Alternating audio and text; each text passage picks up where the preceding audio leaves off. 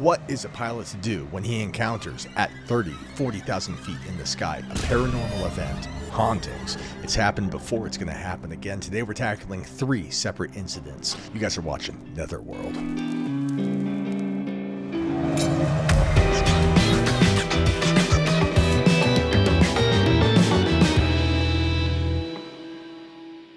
The year is 1972.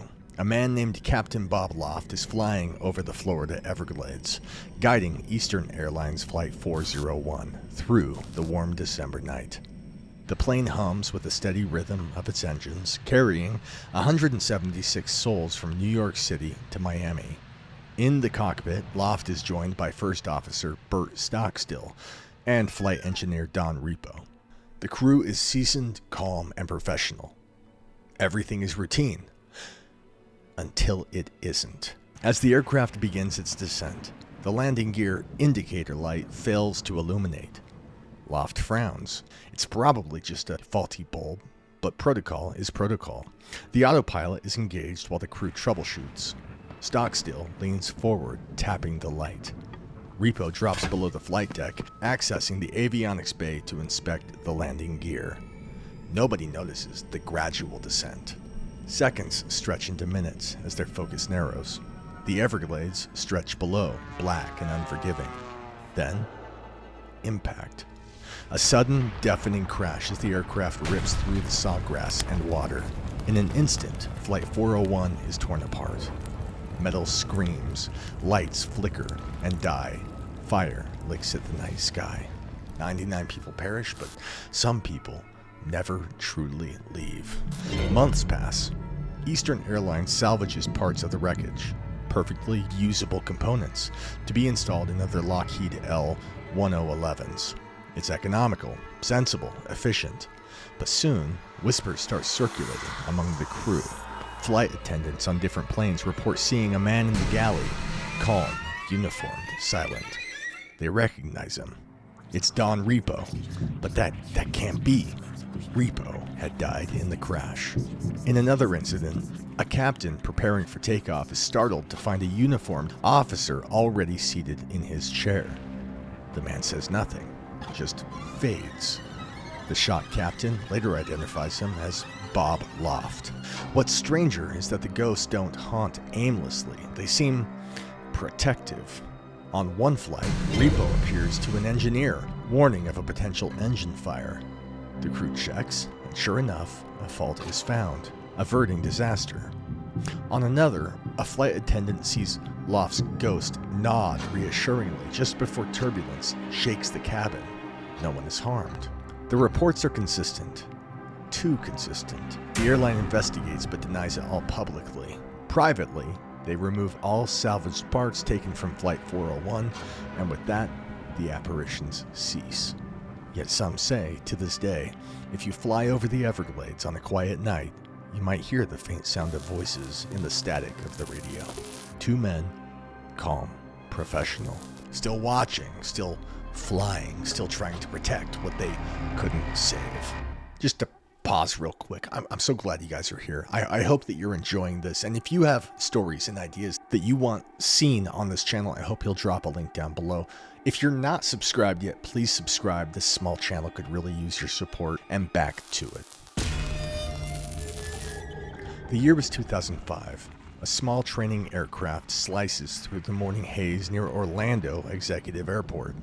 The flight instructor, a seasoned pilot named Keith, glances over at his young student, a nervous but capable girl named Sarah, as they practice routine maneuvers. The radio crackles with routine traffic, and then it crackles again. Hello? Hello? The voice is soft, childlike, female. Keith freezes. It's not a distress call, not a radio check. It's just a girl's voice. Unmistakable, fragile, like someone lost in the long hallway calling out for someone who isn't there. Did you hear that? Keith asks. Sarah nods, eyes wide. The emergency frequency, 121.5, is supposed to be silent unless something is terribly wrong. Keith switches channels and listens, but nothing. He switches back. Can anyone hear me? the voice says again. Chills crawl up Keith's spine. They try to respond, but the voice doesn't acknowledge. It just repeats, looping, perhaps, or calling across something older than radio waves. Later that night, Keith does what any pilot might do after hearing something they can't explain. He searches, and he finds her. A news story just weeks old. A female student pilot had stolen a small plane from that very airport in the early hours before dawn. She wasn't ready. She wasn't licensed. She had made it into the air, barely. And for 30 minutes, she'd circled in silence, panicking, disoriented. Her final transmission was weak and frightened. Hello? Can anyone hear me? She crashed in a nearby field. The wreckage was found with her still strapped into the seat. The radio melted, but intact. Since then, instructors and hobby pilots alike have reported hearing her voice on the emergency band. Always the same tone, always the same question. Hello? Hello? Hello? Can anyone hear me? A soul still reaching out, not knowing that the transmission ended long ago. It's late. Somewhere over the dark expanse of Arizona, cargo pilot Mark McDonald soars alone in the cockpit of a small turboprop aircraft. His only companion is a metal casket bolted down in the back of the fuselage. A transport for the deceased. Routine work, if only a little morbid. The air is smooth, the instruments hum, and the desert stretches endlessly on both sides. Then something shifts. He hears it first. A faint groan. Not metallic, not mechanical. Human. Long, drawn out. It rises from the back of the plane. Mark freezes. Another sound. A movement. A thump. As if something had shifted behind the bulkhead. He turns, heart thundering. Nothing's there. Just the dull gray coffin resting in its harness. He tells himself it's just a change in cabin pressure. Gas expanding. Perfectly natural, right?